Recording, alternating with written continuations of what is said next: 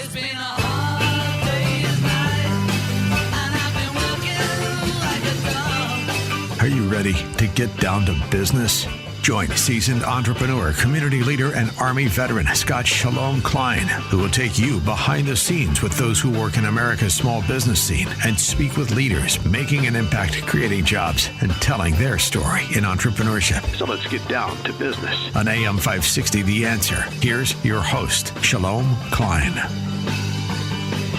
And indeed, we're all about small business, jobs, and entrepreneurship and business. We talk a lot about business here. You're on with Get Down to Business. And I'm your host, Shalom Klein. Remember, you can always download podcasts on my website at syklein.com. And while you are there, don't forget to follow me on Twitter at Shalom Klein. It's going to be a jam-packed week of content and information you will not want to miss. So let's jump right in. I'm so excited to be joined by Ryan Kugler, who is a three-time founder and president of the Ventures A5 Events, Ideal Content, and Plan B Distribution with expertise across their respective business trades of corporate event management, digital marketing, and secondary wholesale. He's a master strategist for 25 plus years.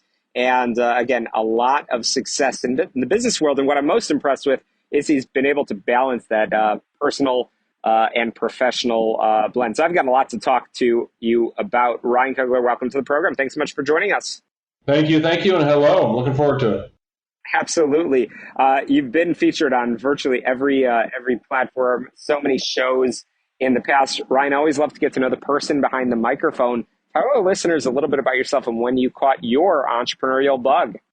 Okay, well, born and raised in Chicago, so hello. Living in Los Angeles now, moved around, went up to Oregon for school, moved to Florida, but basically got my start due to the family business. It was just well-groomed from my father and saying, hey, here's a phone book, start dialing for dollars. And that really makes you an entrepreneur because I became invested in sales and done well. And since then, sales is really my forte and just kept let's start this company. And you just got to sell. And once you sell, you're good to go.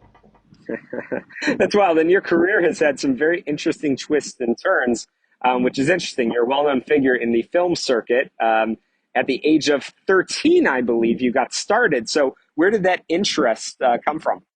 Well, my parents were divorced and my mother moved to Los Angeles. I stayed in Chicago with my father and stepmother. And when I would go visit her in LA, she worked for film, so she would take me on the sets. And being in Hollywood and, movie sets, there is an energy that you just don't find anywhere else. And I just thought it was interesting. I'm like, this is cool. I want to get into this. I want to do it. When you're a kid, you want to do everything. I want to be a milkman, a mailman, a film director. But a film director is what I started pursuing because one summer I had nothing to do and just started riding my bike to all the Hollywood studios in LA. So we're going to talk about entrepreneurship in a moment, but I mean, really, this is something that we have not discussed on Get Down to Business in the, call it 10 plus years of the show. But you have talked quite a bit about the world of the independent film community, and I know you've actually been featured on several programs talking about how to plan, produce, and distribute your own independent film. What's the sort of state of that industry and market right now?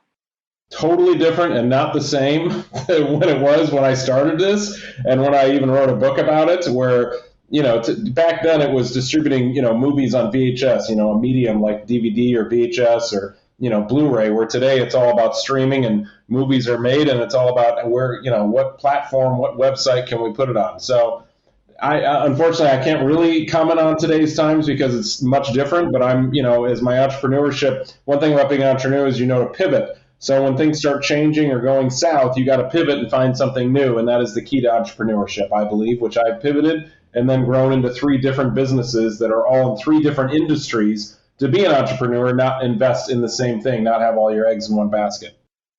Couldn't be more true. And Ryan, one of your other books is a book called How to Start Life, and that's where I want to spend the majority of our conversation over here. How to start life, that's like the $1 million question, which is great. And you don't claim to have all the answers, but a lot of the fundamentals. So entrepreneurs tuning into this program, that's the bulk of our audience, entrepreneurs, small business owners. Everybody wants to build that multi-million-dollar organization.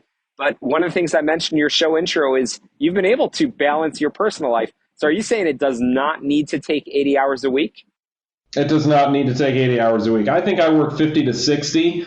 But when you're an entrepreneur and you have your own business, you can leave when you want and stay when you want. And I have found that after, working, 10 hours a day or 9.5, 8, I go, hey, you know what? I'm done. And you need to learn to walk away.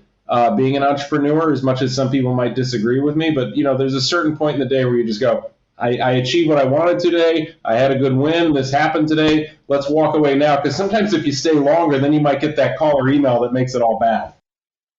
And how do you, I guess, looking at your own personal experiences, how do you call it reflect on, again, moving the needle forward, either on a daily, weekly, monthly, or quarterly basis? How can you measure, are you actually growing? And is it all based on dollars and cents?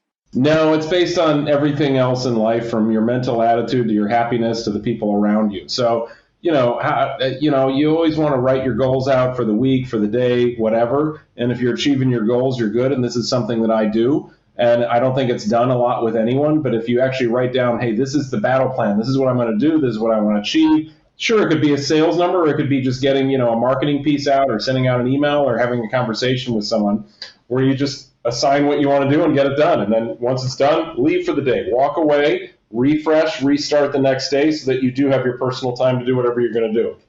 Okay. Well, Ryan, I'm going to ask you the same question I asked you about the independent film side of things. Is, again, you've been doing this for a couple of days now. I know that, again, you started some projects, including an independent film at age 13, but business certainly has changed.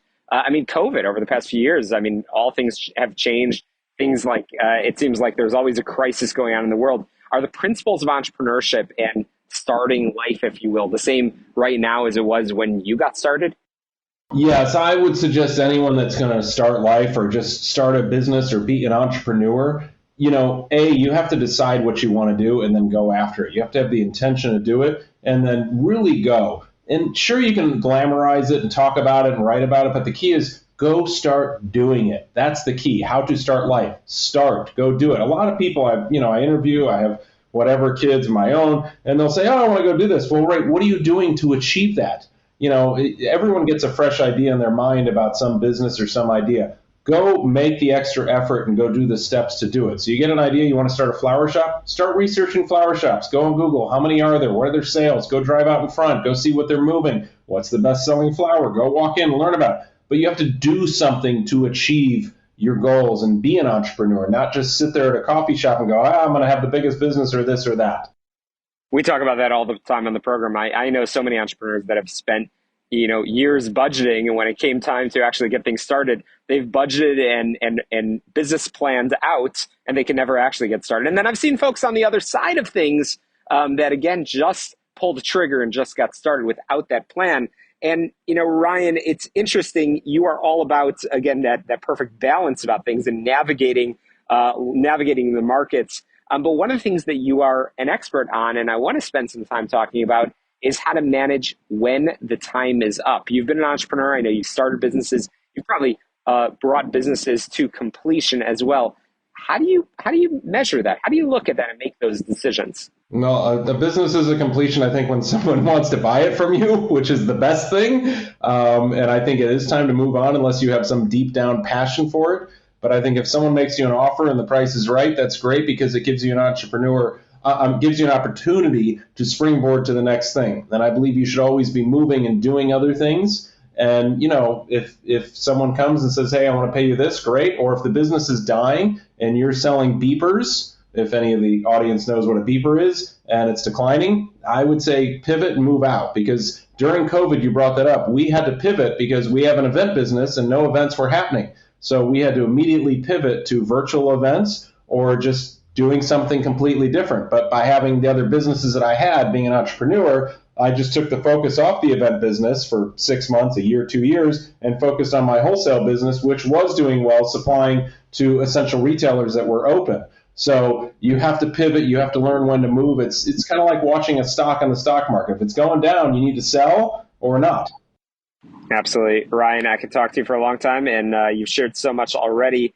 I want to make sure our listeners can get in touch with you and learn more. You've been featured on so many different media platforms, and I know you're a wealth of knowledge through your books and through all of those appearances. But what I admire about you is your willingness to share many of the secrets, which are great. Ryan, how can we get in touch with you?